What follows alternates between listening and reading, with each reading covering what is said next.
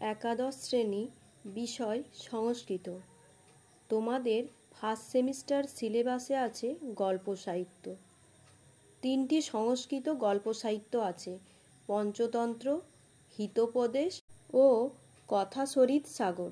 আজকে আমি খাতায় 3টি গল্প সাহিত্য পঞ্চতন্ত্র, হিতোপদেশ ও কথাসরিত সাগর থেকে ছোট ছোট প্রশ্ন ও উত্তর খাতায় লিখেছি।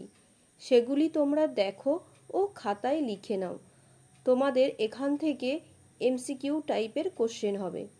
যেহেতু এমসিকিউ টাইপের কোশ্চেন হবে, তাই তোমাদের প্রশ্ন ও উত্তরগুলো খুব ভালো করেই করতে হবে। তোমরা এগুলো খাতায় লিখে বারবার প্র্যাকটিস করে মনে রাখার চেষ্টা করবে। তাহলে এমসিকিউ টাইপের কোশ্চেনগুলো করতে তোমাদের কোনো অসুবিধা হবে না।